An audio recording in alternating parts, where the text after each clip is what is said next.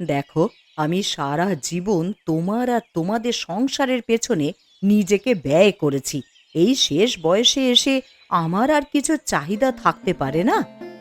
সে চাহিদা থাকতেই পারে, আমি তো সে নিয়ে কোনো কথা বলিনি। তা কথা যেখানে বলনি, তাহলে আমি কবে থেকে একটা হোটেল খোলার স্বপ্ন দেখছি। সেই জন্য টাকা দিচ্ছ না কেন? তুমি অন্য কিছু বলো, তোমার স্বপ্ন আমি পূরণ করব, কিন্তু এই হোটেলের চিন্তা তোমাকে মাথা থেকে বের করতে হবে। কেন? আমি হোটেলের চিন্তা মাথা থেকে বার করব কেন শুনি? আমি কি কোনো অপরাধ করেছি? না, তোমার এই ফালতু শখের পেছনে আমার এতগুলো টাকা আমি নষ্ট করতে পারবো না। এমন করে কথা বলছো যেন নিজের জীবনে একটা টাকাও নষ্ট করনি। হ্যাঁ, করিনি তো। আমি আমার সবকিছু থাকতেও রাস্তায় হোটেল খুলবার স্বপ্ন কোনোদিন দেখিনি। দেখো, স্বপ্নের কোনো ছোট বড় হয় না। তাছাড়া তুমি জানো আমি ভালোই রান্না করতে পারি। আর শেষ বয়সে এসে আমি যদি একটু স্বাধীনভাবে বাঁচতে চাই, তাহলে সেই বাঁচায় বাগড়া দেওয়ার তোমার কোনো অধিকার নেই। তাহলে যাও না, নিজের মতো বাঁচো, কে মানা করেছে তোমাকে? হ্যাঁ, টাকা দাও, তাহলেই আমি বাঁচবো। কেন টাকার দরকার পড়লে আমাকে কেন মনে পড়ছে? আমি কোনো টাকা পয়সা দিতে পারবো না। যাও, নিজের ধান্দা নিজে দেখে নাও। ঠিক আছে, যেদিন আমি নিজের ধান্দা নিজেই দেখে নেব, সেদিন কিন্তু তুমি আর কোনো কথা বলতে পারবে না, এই আমি বলে রাখছি। দেখো, বেশি বাড়াবাড়ি করো না কিন্তু। এই মাছ ধরবার জায়গা আমার, এবং আমি এখানে মাছ ধরবো, তোমাকে যেন পরের দিন থেকে এখানে দেখতে না পাই। মাছ ধরবার জায়গা কি তোর বাপ ঠিক করে দিয়েছে? এই, আমার বাপ ঠিক করুক আর যাই করুক, আমি যখন বলেছি তখন সেটা হবেই। তুমি যা ইচ্ছে করবে, যা মনে করবে তাই হবে নাকি? হ্যাঁ, আমি এতদিন ধরে এই জায়গায় মাছ ধরে এসেছি এবং এই জায়গা বংশ পরম্পরায় আমার। তাই তোমার কোনো গায়ের জোর এখানে খাটাতে পারবে না। আর গায়ের জোর খাটাতে আসলে ভালো হবে না, বলে রাখছি, কথাটা কান খুলে শুনে রাখো। দেখো, আমার সাথে বেশি চালাকি করতে আসো না। দেখবে একদিন তোমার এই জাল ছিঁড়ে ফেলে দিয়েছি, তখন দেখবে কি মাছ ধরো তুমি, দেখবো তখন। যেদিন তুমি এত বড় সাহস দেখাবে সেদিন তুমি দেখবে আমার রূপ কত ভয়ঙ্কর হয়ে উঠতে পারি আমি। তোমার এই 2 টাকার হুমকি তুমি অন্য কোথাও গিয়ে দেখাবে। আমি শুধু তোমার কেন, কারোর হুমকিতে কোনোদিন ভয় করে চলিনি আর চলবো না। তার কারণ হচ্ছে আমি কোনোদিন অসৎ পথে চলিনি, তাই আমি কাউকে ভয় করি না। তোমাকে ভয় পাবো আমি? তুমি তুমি কি ভাবছো কি? হ্যাঁ, কথাটা তুমি কিন্তু কান খুলে শুনে রাখো আজ থেকে। তোমার চালাকির কথা তুমি অন্য কোথাও গিয়ে রাখো, যত সব। তোমার কপালেও ভয়ানক দুঃখ আসতে চলেছে, সেই কথাটা তুমি মাথায় রেখে দাও।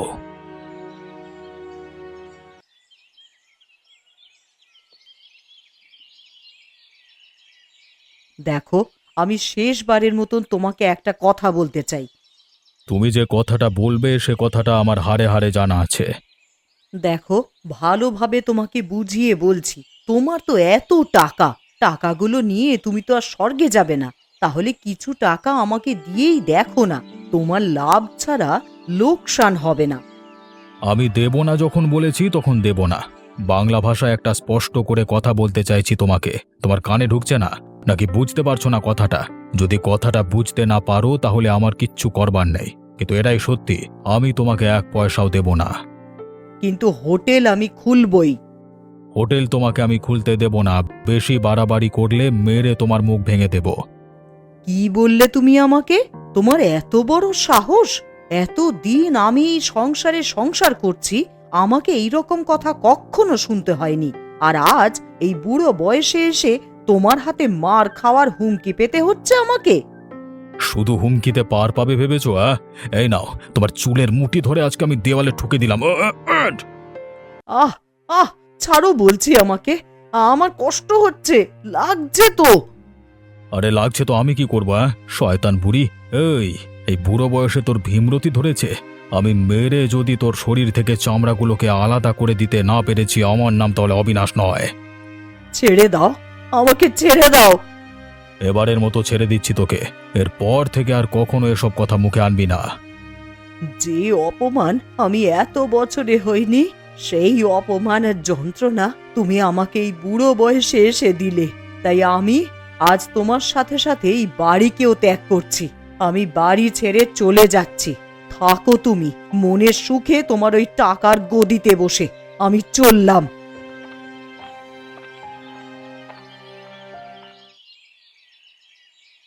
তুমি আবার সেই কথা বলে আমাকে বিরক্ত করছো। দেখো এখন কাজের সময় আমাকে বিরক্ত করো না, এখন ঠান্ডা মাথায় মাছ ধরতে দাও। মাছ কিসে ধরবে তুমি? এত যে বলছো মাছ ধরবে মাছ ধরবে, এই জায়গা আমার, আমাকে মানে তুমি এখানে বেআইনিভাবে মাছ ধরছো। দেখো আজকে মাথা গরম আছে, আমার সাথে ঝগড়া করতে এসো না, বেশি আইন দেখাতে এসো না আমাকে। তুমি কি আমাকে ভয় দেখাচ্ছ নাকি? হ্যাঁ, পুরো গ্রাম আমাকে দেখে ভয় পায়, আর তুমি আমার সাথে চোখে চোখ রেখে কথা বলছো, মানে সাহস তো কম নয় তোমার। সাহস আমার এমনিতেই আছে, আমাকে বেশি সাহস দেখাতে বাধ্য করো না তুমি, তাহলে কিন্তু ফল ভালো হবে না। তাহলে আজই একটা হেস্তনেস্ত হয়ে যাক, আজই বিচার হয়ে যাক কে বড় আর কে আসল কথা বলছে। চলো আজ কি হয়ে যাক। মার বেটার ছেলেকে মার। আমি কি ভয় পাই নাকি? হ্যাঁ, এই নে। কি হয়েছিলিস? আমি চুরি করে বসে আছি হাতে। হ্যাঁ, ওরে বাবা, এই লোকটা আমাকে মেরে ফেললো। আরে মিথ্যে অভিযোগ দিয়ে আমার মাথা ফাটিয়ে দিল। খগেন, তুই কাজটা ঠিক করলি না, এর বদলা একদিন আমি নেবই। কে ঠিক আর কে ভুল সেই দিন প্রমাণ হয়ে যাবে।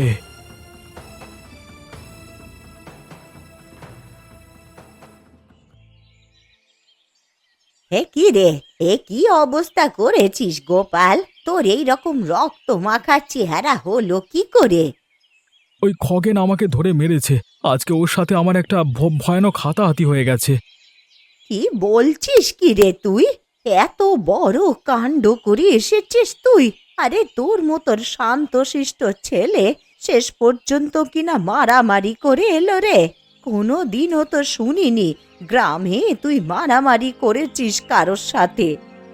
দেখো বুড়িমা, সবার একটা সহ্যের সীমা থাকে, সেই সীমাটা যদি কোনো কারণে পার হয়ে যায় তাহলে কোনো কারণে আর নিজেকে ধরে রাখা যায় না। আর সেই সীমারেখাটা পার করে দিয়েছে খগেন। কেন, কি নিয়ে হলো আজ এত বাড়াবাড়ি কাণ্ডটা? কি নিয়ে আবার? ওই নিয়েই। বেটা রোজ কানের গোড়ায় বলে যে ওই জায়গাটা নাকি ওর, মাছ ধরবার অধিকার শুধু ওর একার আছে। বাপের জায়গা পেয়েছে নাকি ওটা? হ্যাঁ, আজ এমনিতেই জালে মাছ ধরা পড়ছিল না, মাথা গরম ছিল, তাই আজকে দুজনের হাতাহাতি হয়ে গেল। সেদিন এত বড় সাহস বলে কিনা আমার জালটা ছিঁড়ে দেবে, তাই নিজেরাই আজকে একটা হেস্তনেস্ত করে ফেলেছি। কিন্তু তুই কি ভাবলি এখানেই মামলা থেমে যাবে? কখনোই যাবে না। দেখ এবারে জল কত দূর গড়ায়। ওই খগেন এমনিতে বসে থাকবে না, ও তোর আরো বড় ক্ষতি করার চেষ্টা করবে।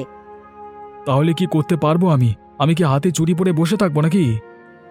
আমি সেটা বলিনি, আমি এক্ষুনি পলাশকে চিঠি লিখছি। এই দেখ, পলাশ এসে সঠিক বিচার করবে।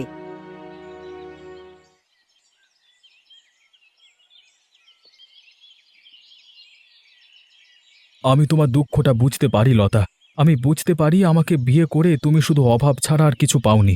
আমি তোমাকে কিছুই দিতে পারলাম না এই জীবনে। তুমি কেন বেকার এই কথাগুলো বলছো বলো তো? আমি কি তোমাকে কোনোদিনও কিছু বলেছি? কিন্তু তোমার স্বামী হয়ে আমার একটা কর্তব্য আছে, সেই কর্তব্যটা তো আমি পালন করতে পারছি না, সুতরাং আমার তো কষ্ট হবেই, বলো। কিন্তু সত্যি কথা বলতে কি, আমার তোমার প্রতি কোনো অভিযোগ বা অনুযোগ নেই গো। তোমার মতন মানুষকে স্বামী হিসেবে পাওয়াটাই আজকালকার দিনে ভাগ্যের ব্যাপার। তোমার মতন ভালো মানুষ কোথায় পাওয়া যায়? যদি প্রত্যেক ঘরে তোমার মতন স্বামী হতো তাহলে মেয়েদের ভাগ্য খুলে যেত। শুধু ব্যবহার দিয়ে তো কিছু হয় না, সাংসারিক অনটন তো আমাদের কোনোদিন দূর হচ্ছে না, বলো। সে দূর হচ্ছে না, কিন্তু এই যে সুখে শান্তিতে বেঁচে আছি দুজনে, এর থেকে বড় আর কি হতে পারে? কিন্তু ওই যে কিছু খারাপ লোক ঝামেলা করে, সেই জন্যই মাথাটা গরম হয়ে যায়। দেখবে একদিন সব ঠিক হয়ে যাবে। মানুষকে সুখে থাকতে দেখলে সবারই হিংসে হয়। খারাপ লোকেরা একদিন শাস্তি পাবেই। তবে আমাদের ঠিক থাকতে হবে। আমরা যদি নিজেদের উপরে বিশ্বাস রেখে পরস্পর একসঙ্গে সংসারটাকে ঠিক করে চালিয়ে নিয়ে যেতে পারি, তাহলে খারাপ মানুষেরা একদিন ঠিকই দূরে চলে যাবে। ওরা আমাদের কিচ্ছু করতে পারবে না। বিশ্বাস করো আমার উপরে। শুধু বিশ্বাস করি না গো, অন্ধের মতন বিশ্বাস করি তোমাকে, আর ভালোবাসি। হাজারটা ঝামেলার মধ্যে আমার এটাই শান্তি।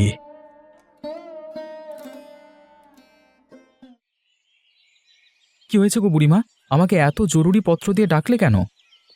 এই গ্রামটার সর্বনাশ হয়ে গেছে রে। কি হয়েছে খুলে বলো তো আমাকে একটু। অবিনাশ বাবু মানুষটা আগে খুব ভালো ছিল, কিন্তু যত বয়স বাড়ছে তত যেন দিন দিন কেমন হয়ে উঠছে। অবিনাশ বাবুর কৃপণতা আর খগেনের লোভ এই গ্রামে মানুষদেরকে ঠিক মতন বাঁচতে দিচ্ছে না রে। কেন, কারোর কিছু ক্ষতি হয়েছে নাকি? আরে ক্ষতি তো অবশ্যই হয়েছে। যে জায়গাটাতে গোপাল মাছ ধরতো সেই জায়গাটার উপরে খগেন অধিকার দাবি করেছে। সেই নিয়েই তো ওদের দুজনের মধ্যে মাঝে মাঝেই ঝগড়া ঝামেলা লেগেই থাকতো। তা আমি গোপালকে বুঝিয়ে সুঝিয়ে এতদিন চুপ করিয়ে রেখেছিলাম, কিন্তু সেদিন আর পারিনি। খগেনের অত্যাচার আর খারাপ খারাপ কথা সহ্য করতে না পেরে দুজনের মধ্যে বিশাল হাতাহাতি হয়েছে। তার মধ্যে গোপালের ক্ষতি হয়েছে সব থেকে বেশি। সেদিন একেবারে রক্তে মাখামাখি হয়ে আমার বাড়িতে এসেছিল, তাই আমি ওকে দেখে আর সহ্য করতে পারিনি। তাই তো তোকে চিঠি লিখে গ্রামে আসতে বলেছি। আর শুধু তাই নয় রে, তোর মা একটা হোটেল করতে চেয়েছিল, তা তোর বাবা টাকা দেয়নি, তাই তোর মা ঘর ছেড়ে চলে গিয়েছে। এত কিছু কাণ্ড হয়েছে, আমি তো কিছুই জানি না। সেই জন্যই তো তোকে ডেকে আনলাম রে। একমাত্র তুই ছাড়া এই সমস্যার আর কেউ সমাধান করতে পারবে না রে। ঠিক আছে, আমার দ্বারায় যতটা হয় আমি করব।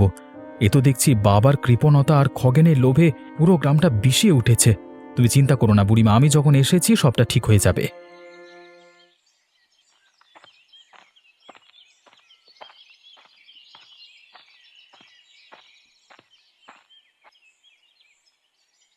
তুই যে হঠাৎ করে গ্রামে এলি শহরের কাজবাজ ছেড়ে। এসেছি তার যথেষ্ট কারণ আছে। তোমার সাথে কিছু কথা ছিল বাবা, আমি সেজন্য এসেছি। বলে ফেল, কি কথা বলবি? দেখো, গ্রামে এসে আমি জানতে পেরেছি যে তুমি মাকে হোটেল খোলবার টাকা দাওনি, তাই মা বাড়ি ছেড়ে চলে গিয়েছে এবং তুমি মাকে মারধর করেছো। এগুলো পরিষ্কার করে বলছি তোমাকে, মানে যে কাজটা ঠিক করনি। এখন করি যখন ফেলেছো তখন তো আর ফেরানো যাবে না, তখন এর একটা প্রতিকার করতে হবে। আর দ্বিতীয় বিষয় হচ্ছে, গোপালের আর খগেনের মাঝে মাছের জমি নিয়ে বিবাদ আছে, তাই আমি ঠিক করেছি যে ওদের দুজনের মধ্যে জমি ভাগ করে ওদের ব্যাপারটা মিটিয়ে দেব। সে তুই যা ভালো বুঝিস কর, কিন্তু তোর মায়ের বিষয়ে আমাকে কিছু বলতে আসবি না। কেন, মাটা কি আমার একার? তোমার কোন অধিকার নেই মায়ের প্রতি? সে যদি অধিকার বোধ বুঝতো তাহলে এই বুড়ো বয়সে এরকম একটা সিদ্ধান্ত নিত না। আমি পরিষ্কার বলে দিয়েছি আমি এক পয়সাও দিতে পারবো না। ঠিক আছে, তুমি যখন পয়সা থাকবার সত্ত্বেও দিতে পারবে না, তখন পয়সা আমি দেব। আমার মা তো আমি ফেলে দিতে পারবো না। যা করিস ভালো বুঝে করিস, আমার কিছু বলবার নেই। ঠিক আছে, তবে তুমি এতটুকু জেনে রাখো যে মা যা করবে সেটা ভালো মন্দ ভেবেই করবে, যেমন করে এসেছে এতকাল। সেই ভরসাটুকু রেখো, তাহলেই হবে। হ্যাঁ, তোরা ছেলে আর মা মিলে যখন সিদ্ধান্ত নিয়েই ফেলেছিস, তখন আর আমাকে জানাতে আসছিস কেন? যা ভালো বুঝিস কর, যত সব।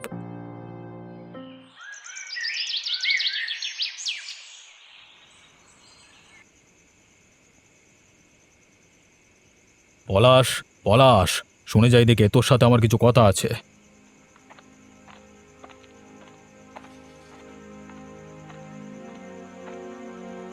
কি কথা বলবে বাবা? দেখ, আমি অনেক ভেবে চিন্তেও তোর সিদ্ধান্তটা মেনে নিতে পারলাম না। কোন সিদ্ধান্তটা বাবা? তোর মাকে তোর টাকা দেওয়ার সিদ্ধান্তটা। কেন মেনে নিতে পারলে না শুনি? তার কারণ হচ্ছে যে এই বুড়ো বয়সে এরকম কাজটা করা ভালো দেখায় না। বাবা, তুমি সত্যি গ্রাম্য রয়ে গেলে। শহরে গিয়ে দেখো কত লোকে কত কি করছে।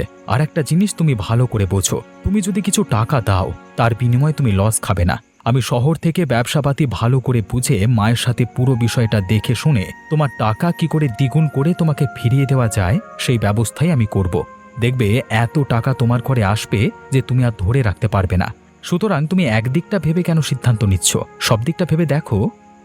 যদি টাকা আমার ফিরিয়ে দিতে পারিস তাহলে আমার কোনো ক্ষতি নেই, আর বাকি সুনাম দুর্নামের ব্যাপারটা তোরা দেখে নিস। আরে ওসব ব্যাপার তুমি আমার উপরে ছেড়ে দাও। তুমি আমাকে কিছু টাকা দিয়ে নিশ্চিন্তে থাকো, তারপর যেদিন বলবো সেদিন শুধু হোটেলে গিয়ে টাকা গুনবে, ব্যাস। ঠিক আছে, তোর কথা যদি সত্যি হয় তাহলে তো ভালোই হবে। হ্যাঁ বাবা, সত্যি হবে, তুমি একদম নিশ্চিন্তে থাকো।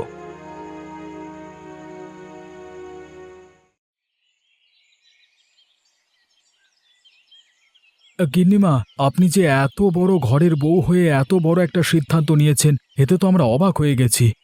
সত্যি গিন্নিমা, আমরা সেদিন কি আলোচনাই করেছিলাম আমাদের অভাবের সংসার নিয়ে। আমরা অভাবে থেকেও এত বড় একটা সিদ্ধান্ত নেওয়ার কথা ভাবতেই পারিনি। আর আপনার কাছে সব কিছু থাকার পরেও আপনি এত বড় একটা সিদ্ধান্ত নিয়েছেন। এ গ্রামের মেয়েদের কাছে রীতিমতন শিক্ষার বিষয়।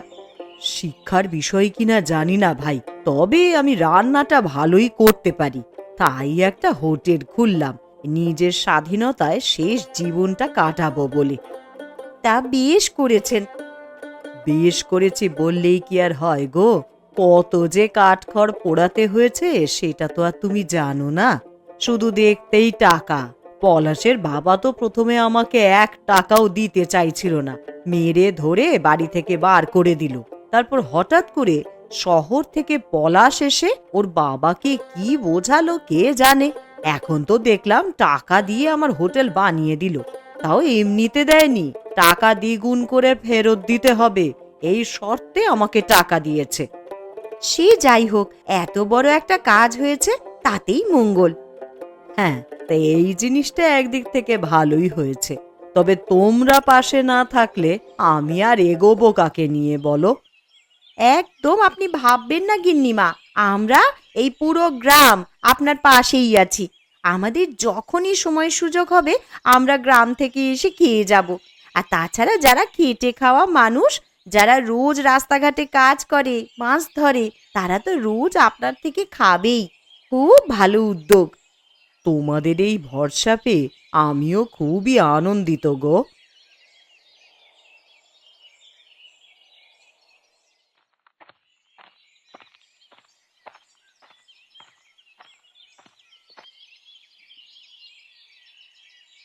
কেমন চলছে তোমার হোটেল?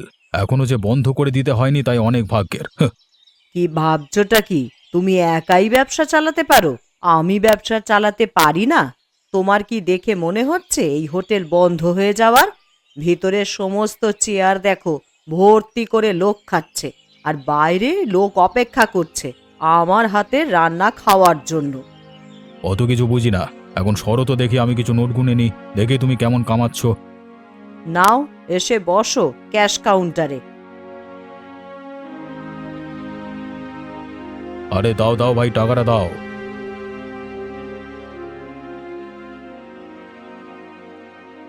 বাবু, আজ আপনি নিজে এসেছেন, আমরা খুব খুশি হয়েছি আপনাদের হোটেলের খাবার খেয়ে। এই গিন্নিমার হাতের রান্না, তার উপর এমন সস্তায়। নিন বাবু, টাকা নিন।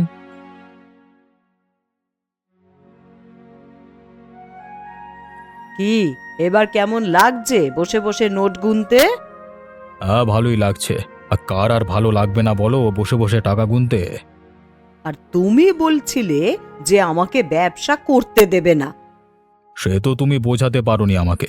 পলাশ এসে যখন আমাকে সবকিছু বোঝালো তখন তো বুঝতে পারলাম। তাহলেই বুঝে দেখো তুমি আমাকে কতটা বিশ্বাস করেছো, ভরসা করে এসেছো এতদিনে।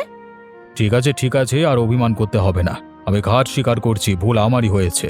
এখন ওপরওয়ালার কাছে আমি প্রার্থনা করছি যে এভাবেই তুমি হোটেল চালিয়ে ঘরে টাকা আনো।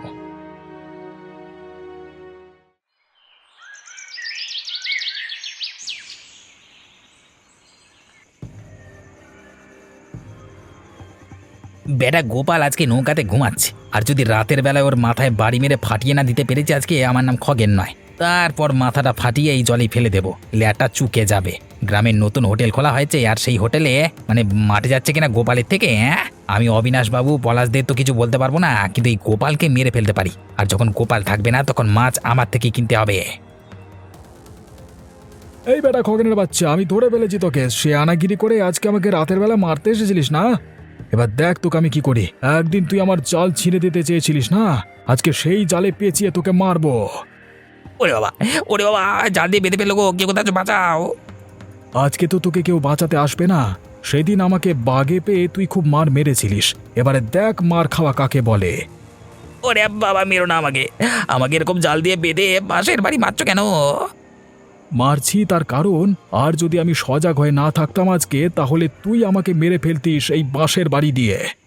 আচ্ছা আচ্ছা, তোমার পায়ে পড়ছি, আমাকে আর মেরো না, ছেড়ে দাও। আরে ছাড়বো বলে তো ধরিনি। আজকে আমি শুধু তোকে মারবো এমনটা নয়, কালকে অবিনাশবাবুর কাছে ধরে নিয়ে যাব, সেখানেই তোর আসল বিচার হবে। তারপর তোর সাজা অবিনাশবাবু শোনাবেন।